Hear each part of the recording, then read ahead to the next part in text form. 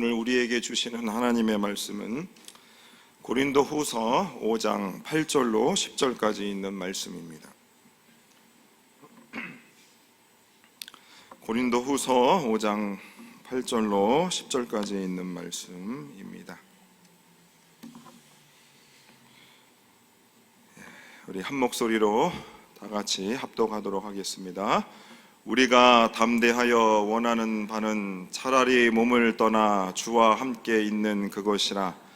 그런즉 우리는 몸으로 있든지 떠나든지 주를 기쁘시게 하는 자가 되기를 힘쓰노라. 이는 우리가 다 반드시 그리스도의 심판대 앞에 나타나게 되어 각각 선악간에 그 몸으로 행한 것을 따다 받으려 함이라. 아멘. 오늘은 주를 기쁘시게 하는 자로 힘쓰다라는 제목으로 하나님 말씀 잠시 전하도록 하겠습니다. 우리들에게 살아가는 인생의 목적과 목표와 바램들이 있습니다. 한 번 사는 인생, 우리가 꼭 이루고 싶은 그런 목적들, 그런 마음들이 우리 가운데 있습니다. 그것이 무엇이었든지 간에 사람이라면 한 번쯤 살면서 나는 꼭 이것을 이루고 싶다라는 생각들을 다 가지고 있습니다.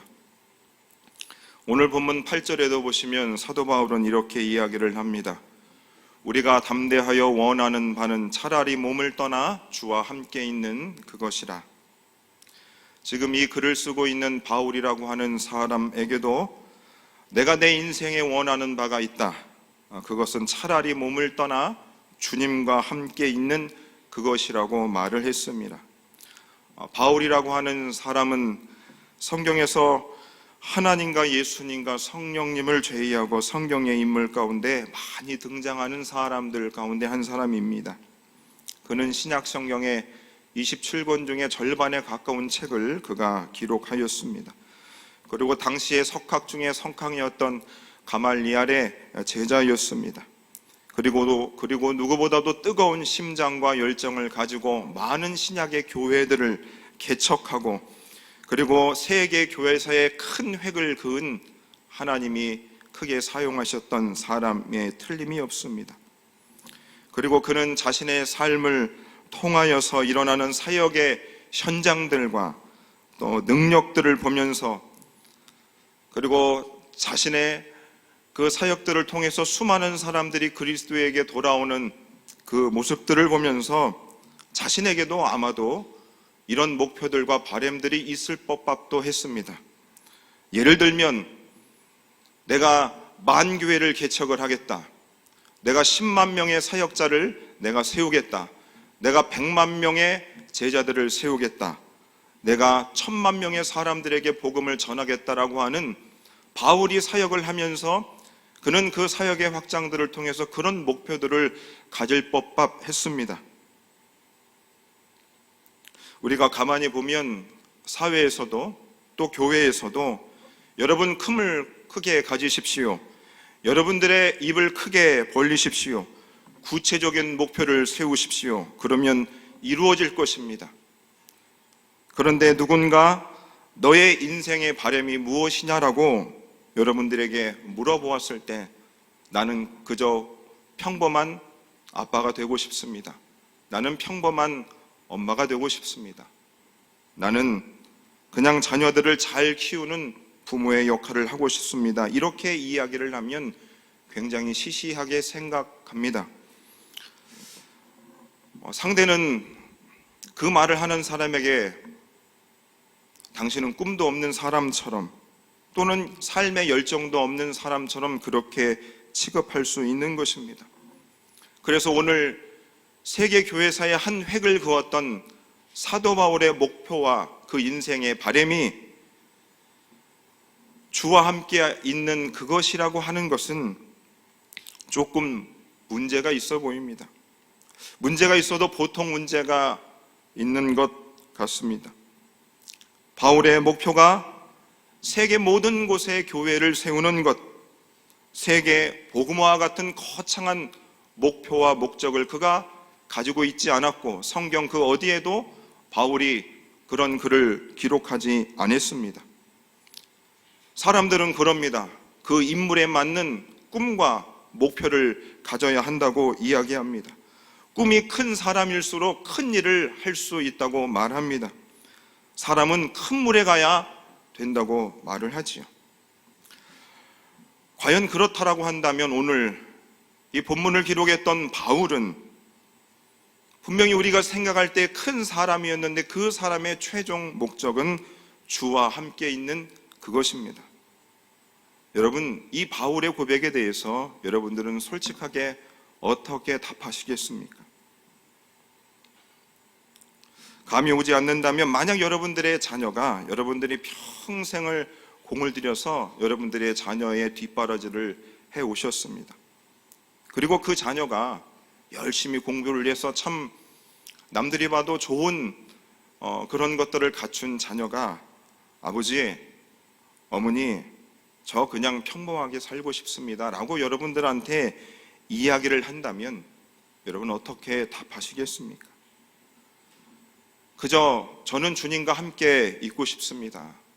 저는 소소하게 작은 교회에서 교회 봉사를 하며 주의 일꾼으로 살겠습니다 라고 여러분들에게 여러분들의 자녀가 답을 한다면 여러분 어떻게 말씀하시겠습니까? 오늘 바울이 말한 주님과 함께 하고 싶다는 그 의미는 정확히 무엇입니까? 차라리 몸을 떠나 주와 함께 있는 것이라 했습니다. 그는 이 세상을 떠나 천국에 있고 싶다는 것입니다. 차라리 목숨을 떠나서 하나님과 함께 하고 싶다 말합니다. 바울은 지금 자신의 진짜 속내를 오늘 이 고린도 교회 성도들에게 이야기하고 있습니다. 여러분, 취중진담이라는 말이 있습니다. 비신자들이 술을 마시면 술에 취해 헛소리도 참 많이 하지만 맨정신으로는 말할 수 없었던 자신의 그 깊은 속 이야기를 하는 것을 취중진담이라고 합니다. 자신의 그 깊은 속내를 표현하는 것이지요. 바로 오늘 사도 바울도 우리가 담대하게 원하는 바는 차라리 라고 할 때 이 차라리라는 단어가 우리 눈에 들어와야 된다는 것입니다. 우리가 생각할 때의 바울이 정말로 하나님께 위대하게 쓰임받는 것을 보면서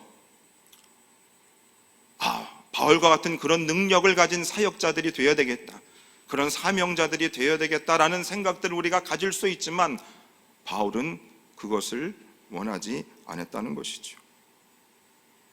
바울은 그저 농담으로 한 말이 아니지요. 그냥 던진 말도 아닙니다.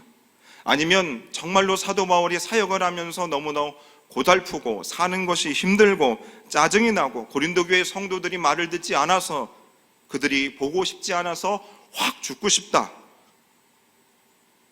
그런 마음으로 그가 말하고 있는 것이 아닙니다. 지난주에 전기 자전거를 타고 밤 10시쯤 넘어서 제가 퇴근을 했었습니다.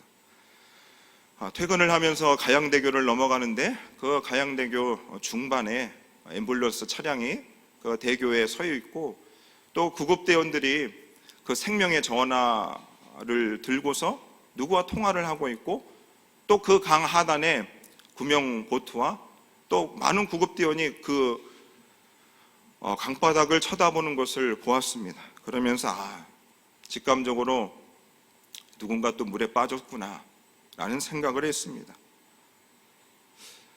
그 물에 빠진 사람이 왜 물에 빠졌을까? 아마도 그 사람도 그 강에 뛰어내리고 싶은 마음은 없었을 것입니다.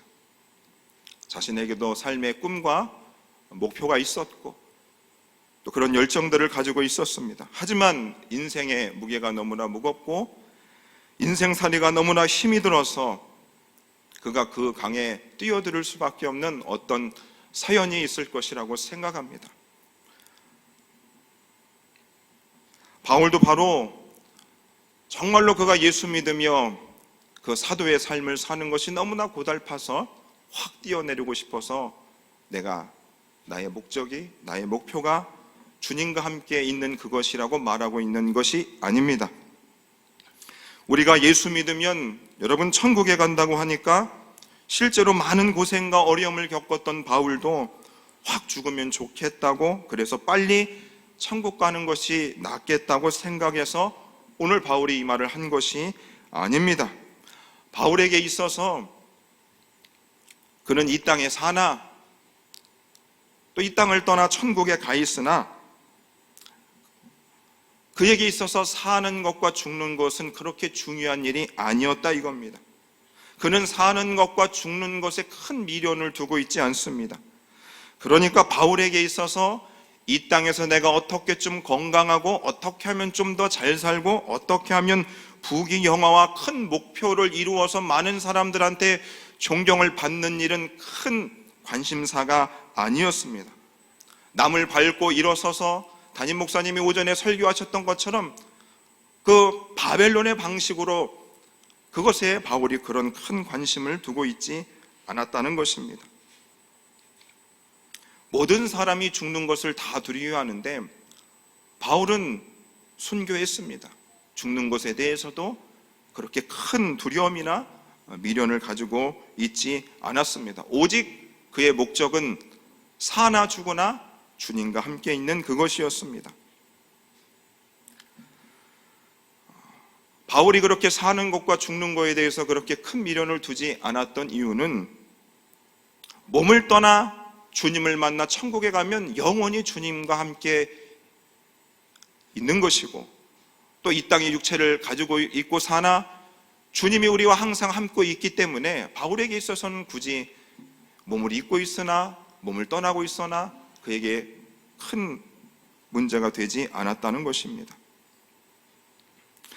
그래서 바울은 자신의 그 마음들을 빌립보 교회에 편지를 쓰면서도 오늘 이 고린도 교회 성도들에게 편지하는 것 같은 비슷한 말을 그가 하였습니다. 빌립보서 1장 20절 후반절에 보시면 이렇게 기록되어 있습니다. 그러나 만일 육신으로 사는 이것이 내 일의 열매일진데 무엇을 택해야 말할는지 나는 알지 못하노라. 내가 그 둘 사이에 끼었으니 차라리 세상을 떠나서 그리스도와 함께 있는 것이 훨씬 더 좋은 일이라 이렇게 고백을 했습니다. 지금 바울이 고린도 교회 성도들에게 그들의 신앙의 권면을 위해서 그가 편지를 쓰고 있는데 나는 차라리 몸을 떠나 주님과 함께 있는 것이 좋아. 또 빌립보 성도들에게 편지를 쓰면서 내가 차라리 세상을 떠나서 그리스도와 함께 있는 것이 훨씬 더 좋은 일이라 라고 지금 편지를 쓰고 있습니다, 여러분. 그럼 편지를 받고 있는 그 고린도 교회 성도들이나 빌립보 교회 성도들의 마음이 어떠할 거예요? 사도 바울이 죽고 싶다는 얘기예요. 뭐야? 이렇게 생각할 수 있는 것이죠. 그렇지만 바울의 진짜 속내는 바로 주님과 함께 있는 것이 훨씬 더 좋다고 이야기를 하고 있는 것입니다. 우리 예수님께서 이 땅에 오셔서 공생의 사역을 하셨습니다. 인류 역사상 그 어떤 사람보다 예수님이 가는 곳곳마다 수많은 기적들과 이적들이 나타났습니다. 죽을 것만 인생들이 엄청나게 살아났습니다. 하나님의 아들로서 마땅히 하나님의 말씀을 선포하시고 가르치시고 고치시는 그런 능력들이 나타났지요. 눈에 보이는 변화와 가시적인 효과들이 굉장히 많이 나타났습니다. 하지만 우리 예수님은 그것에 큰 관심이 없으셨습니다. 그것보다도 기도의 시간들을 통하여서 하나님을 가까이서 만나는 것, 하나님과 긴밀한 만남에 더 큰 관심을 두셨다는 거지요. 그래서 그 바쁜 일정 가운데서도 주님을 만나는 그것이 우리 예수님에게 가장 큰 목적이지 않았나 싶습니다. 바울은 바로 그 비밀을 알고 있었다는 것이죠. 그가 수많은 사역들을 하고 성과들을 보였지만 그에게 있어서 바로 주님과 함께 동행을 하며 주님을 대면하여 살아가는 그것이 가장 좋다는 것을 깨달았다는 것입니다. 그래서 육체를 입고 사나 떠나는 것이 중요하지 않는 것입니다. 우리들처럼 무엇을 먹을까, 무엇을 마실까, 무엇을 입을까 하는 그것이 큰 문제가 되지 않는다는 것입니다. 여러분, 제가 입고 있는 이 양복이 제가 가지고 있는 옷 중에 제일 비싼 옷입니다. 몇 해 전까지만 해도 이 옷이 제일 비싼 옷이니까 그래도 이 옷을 입으면 좀 낫겠지라는 생각들을 좀 가지고 있었는데 요즘엔 이 옷에도 별 관심이 없어집니다.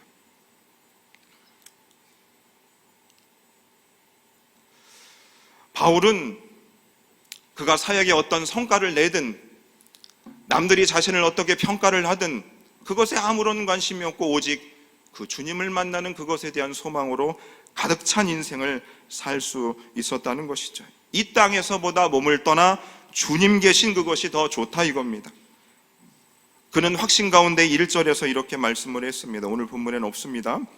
만일 땅에 있는 우리의 장막집이 무너지면 하나님께서 지으신 집 곧 손으로 지은 것이 아니요 하늘에 있는 영원한 집이 우리에게 있을 줄을 아느니라. 바울이 살아보니까 그는 깨달았습니다. 자신이 육체를 입고 이 땅에 살아보니까 이 땅에 있는 집들은 언젠간 무너진다는 것이죠. 그리고 그 사람들이 살고 있는 그 집들을 여러분 살아보니까 집안에 살면서 집을 유지하며 해야 될 일들이 너무나 많은 것입니다. 집을 수리해야 되고 청소도 해야 되고 보수도 해야 되고 너무나 할 일이 많은 것입니다. 그러나 우리의 장막이 무너지면, 우리의 목숨이 끊어지면 그것이 끝이 아니라 하나님께서 계신 하늘에 있는 영원한 집이 있다고 그는 말하고 있습니다. 하늘에 있는 집, 영원한 집, 절대 무너지지 않는 집이 있다고 바울은 말하고 있죠. 그리고 몸을 떠나 그곳에 가면 오롯이 다른 것 신경 쓰지 않고 주님만 볼 수 있다 이겁니다. 히브리서 12장 28절에도 보시면 그러므로 우리가 흔들리지 않는 나라를 받았다라고 말하고 있는 것입니다. 그러니까 주님 외에는 다른 것 신경 쓸 것이 없는 것이죠. 얼마나 좋습니까? 여러분 나이가 들면 들수록 여러분 우리가 생각해야 할 것들이 너무나 많습니다. 그래서 어제 어느 장로님하고 시니어 리더 모임을 갔는데 어떤 장로님이 저한테 그랬습니다.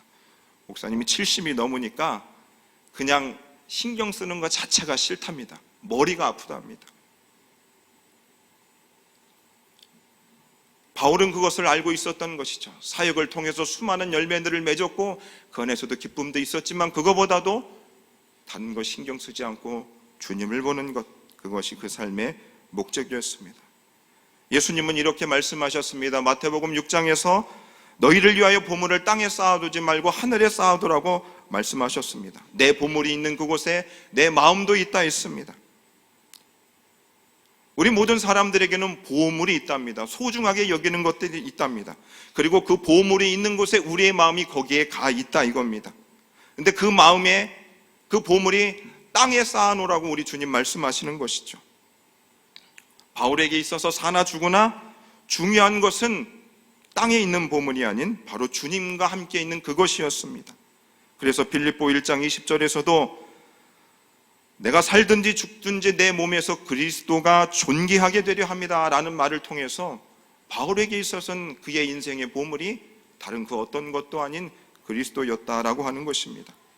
사랑하는 여러분은 이 바울의 고백이 바울만의 고백이 아닌 것입니다. 왜냐하면 바울은 이렇게 말하죠. 우리가 이 보배를 질그릇에 가졌다는 것입니다. 바울이 귀중하게 여기고 보물로 여겼던 그 그리스도를 저와 여러분들도 귀중하게 여기고 보물로 여기는 사람들이 되었다는 것입니다. 여러분들 생애 가운데 예수 그리스도께서 가장 큰 보배와 보물 되시는 줄 믿습니다. 예수가 보배 되시기 때문에 이 주일 오후 시간에 2022년도 여름휴가 이 시즌에 여러분들이 이 자리에 나와 예배 드리는 줄 믿습니다. 여러분이 원하든 원이 않든 간에 이 자리에 앉아 계신 분들은 예수가 보물 되시는 분들이 된다 이겁니다. 우리 권사님들이 옷을 맞춰 입고 이 오후 시간이 이렇게 특송을 하는 것도 예수가 보물 되시기 때문에 그렇게 하시는 줄 믿습니다. 그 바울이 가지고 있었던 목적, 주님과 함께하는 그것이 바울만의 목표와 목적이 아니었습니다. 바울은 8절에서 이렇게 말하죠. 우리가 담대하여, 지금 바울 혼자만 자신의 삶의 목적과 목표가 주님과 함께 있는 그것이 아니라 우리라는 표현을 통했습니다. 나만의 이야기가 아니지 않다라고 말하는 것이죠. 오늘 예배는 저와 여러분들에게 있어도 우리도 차라리 이 몸을 떠나 주님과 함께 있고 싶은 마음이 저와 여러분들에게도 가득히 있는 줄로 믿습니다. 오늘 기도회가 매일 비전홀에 서 있습니다. 저녁마다 기도를 합니다. 10명에서 한 20명의 분들이 시간을 따라서 오셔서 개별적으로 기도하다 가십니다. 저도 예수님을 인격적으로 만나고 한 30년 이상 참 기도 많이 하고 싶은 사람이 되고 싶었습니다. 오랜 시간 기도하는 사람이 되고 싶었습니다. 근데 노력을 했는데 잘 안 됐습니다. 그리고 하나님이 불쌍히 여기셔서 기도할 수 있게 되었습니다.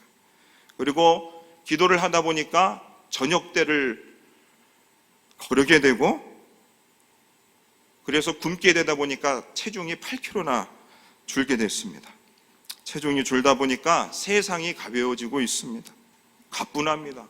너무나 좋습니다. 저보고 이제 어려 보인답니다, 성도님들은. 그런데 그것보다 여러분 더 좋은 것이 있습니다. 정말 좋은 것이 있습니다. 그것이 무엇이냐면, 기도를 하면서 기도하는 것이 참 좋구나. 이 세상에서 그 어떤 것보다 참 좋구나. 아내랑 있는 것보다, 자녀들이랑 있는 것보다, 내가 좋아하는 취미 생활을 하는 것보다 좋다는 생각을 갖게 됐습니다. 그렇게 기도하다가 에녹과 엘리야처럼 내가 죽음을 보지 않고 기도하는 그 순간에 그냥 천국으로 가서 주님을 직접 보고 싶은 마음을 갖게 됐습니다. 이전에 기도할 때 하나님, 내 인생의 기도의 제목들을 들으시고 응답하소서라고 기도했습니다. 왜 내 목회의 여정이 이렇게 안 풀리는지 하나님 앞에 기도했는데, 그 기도 응답받는 것에 대한 목표가 아니라 이제는 그저 주님 앞에 서 있는 대면하는 시간이 좋더라 이겁니다. 솔직히 사람이 연락 오는 것보다 그 자리가 좋다 이겁니다. 물론 언제 바뀔지 모릅니다, 여러분. 이제 바울은 몸을 떠나 주님과 함께하는 그것이 가장 좋다. 그래서 나는 이제 목숨을 끊을 것이다. 나는 이제 이렇게 죽을 것이야 라고 그가 이야기를 해야 됩니다. 그런데 그가 9절에서 이렇게 말을 하고 있습니다. 9절 말씀 보시면, 그런즉 우리는 몸으로 있든지 떠나든지 주를 기쁘시게 하는 자가 되기를 힘쓴다라는 고백을 합니다. 아니, 바울이라고 하는 사람이 지금 차라리 몸을 떠나 주님과 함께 있는 것이 삶의 목적이면 그가 이제 나는 죽을 것이다, 나는 이제 주님께로 간다라고 이야기하면 되는데, 그는 9절에서 그런즉, 그래서 나는 몸에 있든지 몸을 떠나든지 주를 기쁘시게 하는 자가 되겠다, 그것에 힘을 쓰겠다라고 말하고 있습니다. 왜 그럴까요? 왜 그렇게 이야기를 할까요? 바울이 이 땅에 남아야 되는 그 이유, 왜 주를 기쁘시게 하는 자로 힘쓰겠다고 왜 그가 이야기를 했는가? 첫 번째 이유는 10절 말씀에 있습니다. 이는 우리가 다 반드시 그리스도의 심판대 앞에 나타나게 되어 각각 선악간에 그 몸으로 행한 것을 따라 받으려 합니다. 하나님께서는 창조주이시면서 동시에 심판자이십니다. 한 번 사람이 태어나고 죽습니다. 그 후에는 심판이 있다고 성경은 말씀합니다. 성경은 그 심판의 날, 종말의 날, 주님의 날, 다양한 표현들로 그 날을 우리들에게 말씀해 주시고 있습니다. 무슨 심판입니까? 저와 여러분들이 다 반드시 하나님의 심판대 앞에 서게 된다는 것이죠.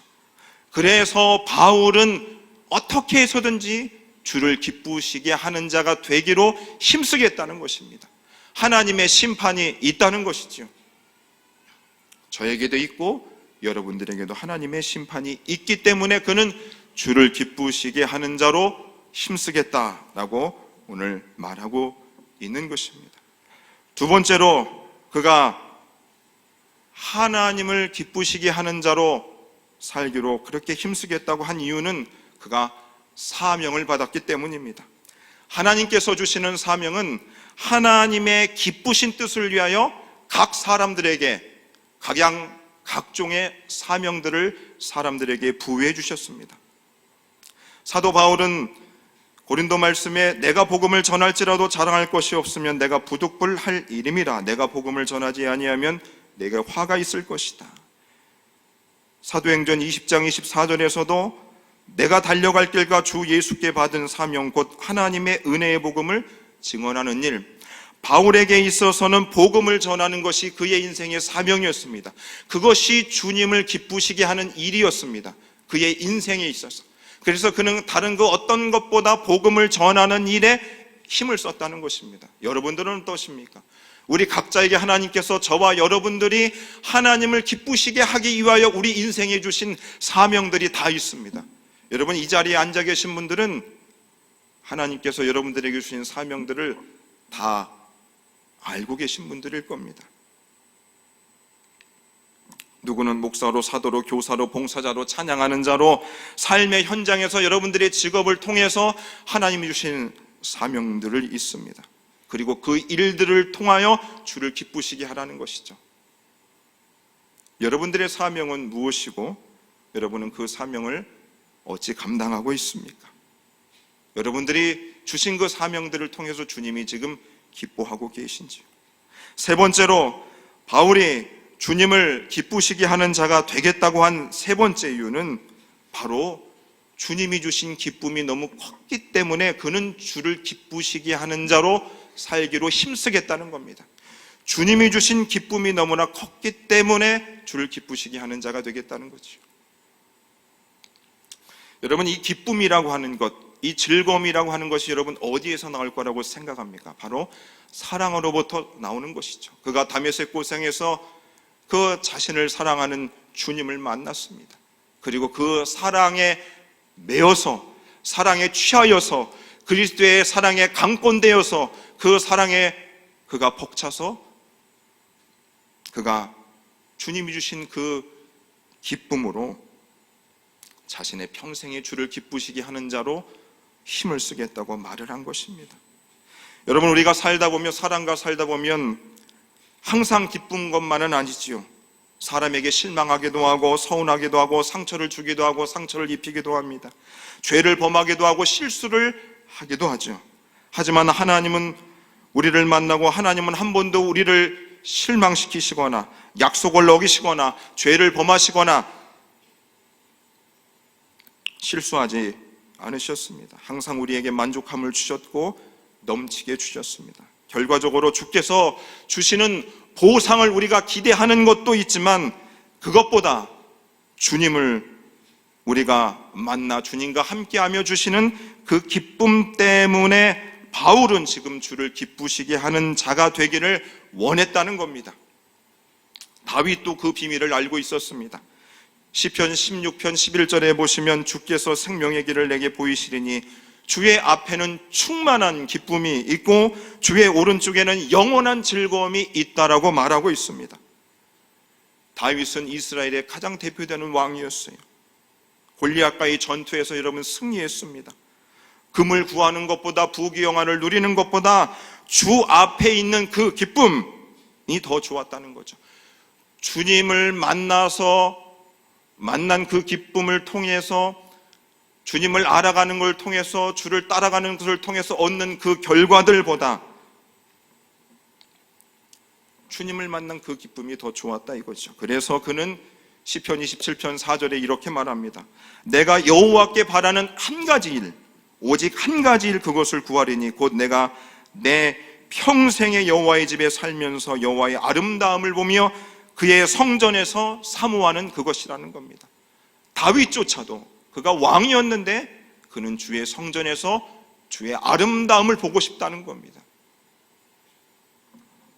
그의 성전을 사모하는 것이라고 그랬습니다. 다윗이 알고 있는 그 비밀을 저와 여러분들이 알고 있습니다. 주님과 함께하면 충만한 기쁨이 있고 영원한 기쁨이 있다는 것을 저와 여러분들이 다 맛을 보았다 이겁니다. 그 맛을 우리가 계속해서 누려야 되는데 그 맛을 제대로 누리지 못해서 우리가 자꾸 곁눈질할 수 있다 이거죠. 찬송가 442장의 3절에 찬송의 가사가 오늘 설교의 내용들과 굉장히 유사합니다. 가사를 읽어드립니다.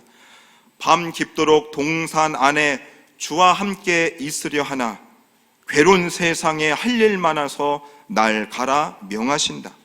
주님 나와 동행하면서 나를 친구 삼으셨네. 우리 서로 받은 그 기쁨은 알 사람이 없도다. 우리 서로 받은 그 기쁨은 알 사람이 없다는 것입니다. 주님을 알아서 주께서 주신 결과로 이 땅에서 잘 되는 그것이 아니라 그 주님을 만난 그 기쁨을 알 사람이 없다는 것입니다. 그 기쁨을 저도 누렸고 여러분들도 다 누렸다는 것입니다. 여러분, 교회 생활하는데 가장 불쌍한 사람이 누군 줄 압니까? 교회 나와도 주님을 대면하여 만나는 그 기쁨을 누리지 못한 사람이 가장 불쌍한 사람입니다. 정말로 안타까운 사람인 것입니다.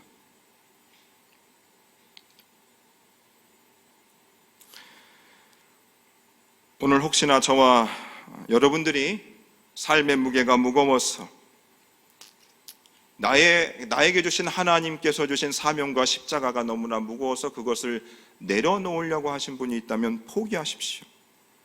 자신에게 지어진 십자가가 무겁다고 내팽겨칠 생각하지 마십시오. 우리가 누구에게 잘 보이기 위해서 때문도 아니고 우리가 이 세상에 하나님께 주신 사명들이 많이 남아있기 때문입니다. 지금 여러분들의 얼굴을 쳐다보고 있는 여러분들의 가족의 구성원들이 있습니다. 여러분들의 셀 가족들이 있습니다.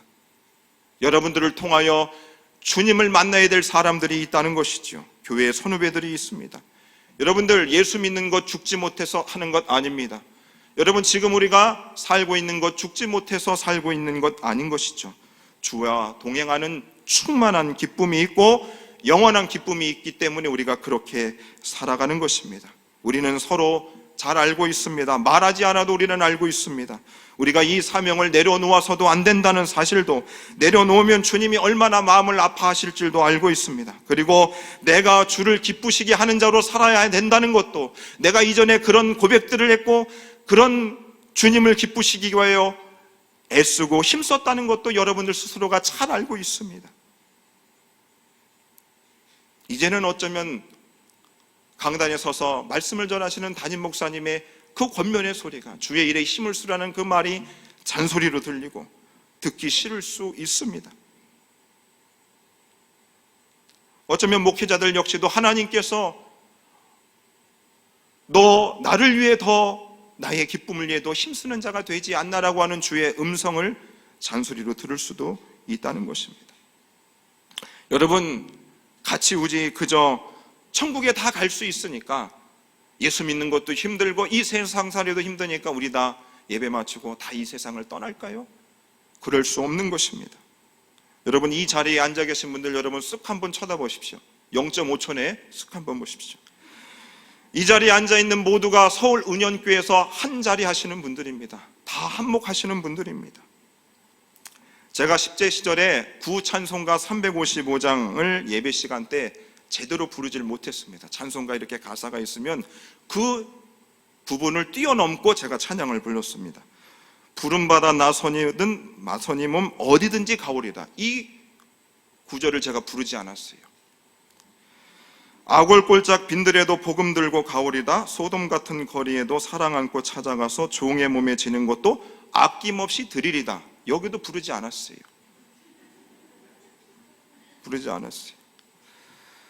제가 하나님의 부름을 받았지만, 하나님을 기쁘시게 하겠다고 그때 결심을 했었지만, 내가 하나님이 나를 어디로 부르는지 저는 갈 그때 용기가 없었습니다. 대답할 수가 없었어요. 그래서 그때 그 가사를 부를 때 그냥 고개를 숙이고 울었습니다. 울었어요. 우리가 너무나도 잘 아는 찬양, 금요일 날도 담임 목사님이 금요 성령 집회 때 나주님의 기쁨 되기 원하네, 이 찬양을 불렀습니다. 나주님의 기쁨 되기 원하네, 내 마음을 새롭게 하소서. 내가 원하는 한 가지 주님의 기쁨이 되는 것, 내가 원하는 한 가지 주님의 기쁨이 되는 것. 이 찬양도 저는 20대 때 제대로 부르질 못했습니다. 왜? 내가 원하는 한 가지는 주님의 기쁨이 되는 것은 아니었습니다. 내 안에서 내가 이렇게 부르고 싶은데 내 양심이 한 가지는 아니잖아, 이렇게 얘기를 하는 거죠. 이 찬양을 부르면서도 얼마나 괴로웠는지 모릅니다. 내가 정말 원하는 오직 한 가지, 소망하는 것이 오직 주님의 기쁨이 되는 것. 우리 성도님들을 얼마나 믿음이 좋은지 그것을 정말로 잘 부르시는 거예요. 저는 자신이 없었어요. 하지만 말씀을 준비하면서 주를 기쁘시게 하는 자로 더욱 힘쓰겠다고 기도하게 되었고, 그리고 그럴 마음으로 용기 있게 이제 그 찬양을 부르기로 그렇게 다짐을 하게 됐습니다. 우리 나주님의 기쁨 되기 원하네 1절 우리 9절 찬송 부르시는데 가사를 아마 다 아실 것입니다. 아시는 분들은 눈을 감고 내가 오직 주님을 기쁘게 하는 자로 그렇게 살아가겠습니다. 힘쓰겠습니다. 결심하는 마음으로 함께 찬양하겠습니다.